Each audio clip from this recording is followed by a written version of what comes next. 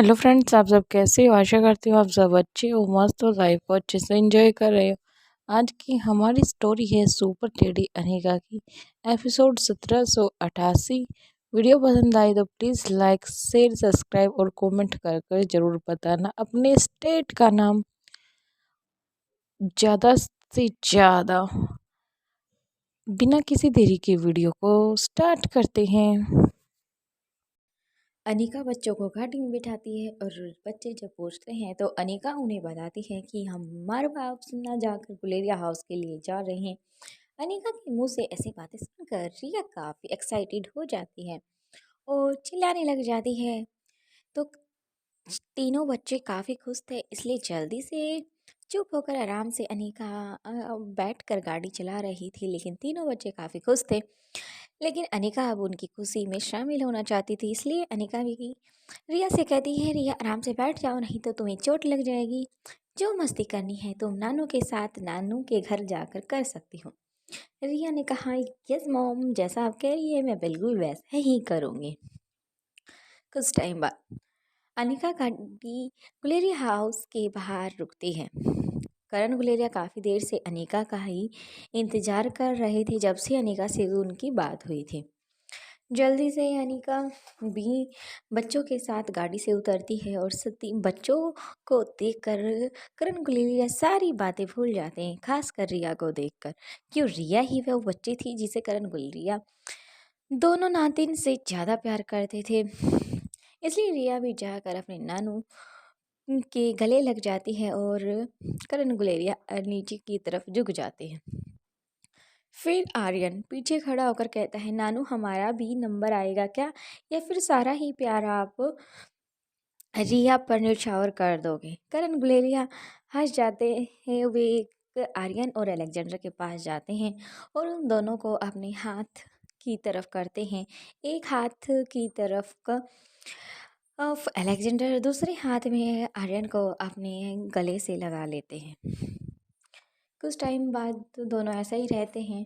फिर रिया उनके पीछे ही खड़ी थी। फिर रिया कहती है कि नानू, आपने इनसे ज़्यादा प्यार किया, इन्हें काफ़ी देर तक अपने पास रखा, लेकिन मुझे जल्दी से दूर कर दिया। फिर सभी हंसने लग जाते हैं और अनिका बस यही सोच रही थी कि आकाश की कंडीशन कैसी है और क्या कुछ चल रहा है, क्योंकि अनिका को भी खतरे का आभास हो रहा था। इसलिए अनिका वहाँ पर सबको छोड़कर आकाश की रूम की तरफ अपने कदम बढ़ा देती है। तब अनिका अंदर ही जा रही थी गुलेरिया हाउस के, तभी पीछे से करण गुलेरिया आवाज़ लगाते हैं। अनिका रुक जाती हैं। करण गुलेरिया पिंकी और बच्चों को और कहते हैं कि तुम जाओ श्रेया, अपनी श्रेया मासी से मिलो। इसलिए रिया और अलेक्जेंडर, आर्यन और उनके साथ पिंकी भी सभी श्रेया से मिलने के लिए अंदर की तरफ चले जाते हैं। समझ चुकी थी करण गुलेरिया ने बच्चों को जानबूझकर यहाँ से भेजा है, इसलिए कोई तो ऐसी बात है जो बच्चों के सामने करण गुलेरिया नहीं करना चाहते थे। फिर कहती है, हाँ डैड बोलो। करण गुलेरिया उसे बाहर की तरफ इशारा करते हैं। अनिका करण गुलेरिया के पास आ चुकी थी और करण गुलेरिया गार्डन की तरफ अपने कदम बढ़ा देते हैं। वहीं पर दोनों के लिए कॉफ़ी करण गुलेरिया ने ऑर्डर कर दी थी।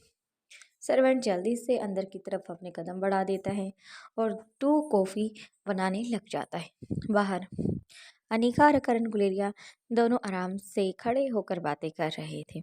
फिर अनिका कहती है कि क्या हुआ पापा, आपने मुझे ऐसे अर्जेंटली क्यों बुलाया। फिर करण गुलेरिया सोचते हैं अनिका को बताकर परेशान करूं या ना करूं। फिर अनिका उन्हें हाथ से हिलाती और कहती है, पापा आप बताओ तो सही, क्या बात है ऐसी, क्योंकि आपके फेस पर चिंता की लकीरें बिल्कुल साफ तरीके से देखी जा सकती हैं। करण गुलेरिया कहते हैं, अनिका मैं तुम्हें कुछ बताना चाहता हूँ और तुमसे कुछ पूछना भी चाहता हूँ, इसलिए मुझे बस तुम सही सही आंसर देना। अनिका सोचने लग जाती है। फिर अपनी सोच को शांत करके कहती है कि हाँ पापा बताओ तो मैं तुम्हें वही आंसर दूंगी जिसकी आपको मुझसे एक्सेप्टेशन है।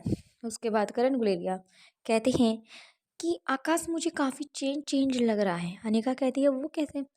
तब फिर करण गुलेरिया कहते हैं, जब से वो उसकी कंडीशन पहले से काफ़ी बेहतर अब हो चुकी है, लेकिन मुझे मुझे आकाश आकाश न लगकर और कोई लगता है। कभी मुझे आकाश पर डाउट होने लग जाता है और मैं ये बात श्रेया को नहीं बताना चाहता था और नहीं उससे कुछ कहना चाहता था, क्योंकि बिना बात वो परेशान हो जाती और मेरी बात को बिल्कुल भी ध्यान से नहीं सुनती। इसलिए मैं तुम्हें पूछना चाहता हूँ, क्या ये सच में ही आकाश है? अनिका कहती है, आप कैसी बातें कर रहे हो पापा? वो आकाश ही है, मेरा भाई आकाश, आपका बेटा और श्रेया का पति पिंकी का पापा। फिर करण गुलेरिया कहता है, मुझे आकाश का तो पता है, लेकिन जो इंसान हमारे घर में है, क्या वो कोई बहरूपिया है या फिर आकाश है? मैं बस तुमसे ये पूछना चाहता हूँ, क्योंकि काफ़ी दिनों तक ये तुम्हारी लैब में था। तुमने इसके वेल टेस्ट वगैरह किए होंगे, तो तुम्हें ज़्यादा पता होगा। अनिका कहती है, फिर चुप हो जाती है, लेकिन अपनी बात को उसने ज़रूर करण गुलेरिया के सामने रखना था, नहीं तो कहीं ना कहीं उसकी चोरी करण गुलेरिया के सामने आ जाती। अनिका कहती है, हाँ डैड, मैंने सारे टेस्ट किए थे, बिल्कुल नॉर्मल थे और ये बिल्कुल आकाश से मैच होते हैं और इसके भी होते हैं। जैसे आकाश का बी पॉजिटिव ब्लड ग्रुप था, इसका भी बी पॉजिटिव ही ब्लड ग्रुप है। क्योंकि ऐसा अगर कोई ऐसी बात होती तो मैं आपको पहले ही इन्फॉर्म कर देती। फिर आराम से करण गुलेरिया आराम से चेयर पर बैठ जाते हैं और अनिका को भी इशारा करते हैं। तभी सर्वेंट चाय के साथ कॉफ़ी के मग लेकर आ जाता है और टेबल पर रख कर वापस अपने काम में लग जाता है। और अनिका की बात सुनकर अब करण गुलेरिया को लग रहा था, कहीं ना कहीं मेरे सोचने या फिर मेरे देखने का नज़रिया ही गलत होगा, क्योंकि मैं अपने बेटे आकाश को इतनी अच्छे से जानता हूँ और मैं उसी पर शक कर रहा हूँ। शक की तो कोई बुनियाद ही नहीं है, क्योंकि अनिका का भाई है और अनिका को उससे बेहतर कौन समझ सकता है। और ख़ासकर श्रेया तो अब उसके बिल्कुल सबसे क्लोज़ है और श्रेया को भी कोई डाउट नहीं लग रहा, तो मुझे पता नहीं क्यों अजीब सा फील क्यों हो रहा है। फिर कह अपने मन में सोचता है करण गुलेरिया, मैं भले ही अपने मन को शांत करने की कोशिश कर रहा हूँ कि ये आकाश ही है, लेकिन पता नहीं क्यों मेरा दिल नहीं मान रहा कि यह आकाश है। फिर कसमकस में करण गुलेरिया अपने विचारों में चले जाते हैं। अनीका अपने पापा को हिलाती है और कहती है कि पापा कॉफ़ी ठंडी हो रही है, आराम से पी लेना। और मैं अपनी कॉफ़ी आकाश के पास जाकर ही पीती हूँ। मैं भी तो देखूँ मेरे पापा को आकाश पर क्यों शक हुआ है।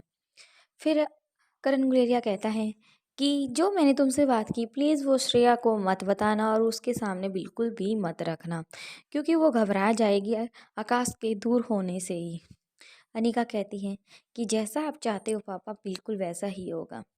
फिर अनिका अपने कदम आकाश के रूम की तरफ बढ़ा देती है। तीनों बच्चे और पिंकी श्रेया के पास थे, लेकिन आकाश गुलेरिया के पास रूम में अभी कोई भी नहीं था, इसलिए अनिका अपने कदम बढ़ा देती है। बाकी का नेक्स्ट एपिसोड में। प्लीज़ वीडियो पसंद आ रही है तो ज़्यादा से ज़्यादा शेयर करें, लाइक करें, कमेंट करें। जल्द मिलते हैं नेक्स्ट पार्ट के साथ।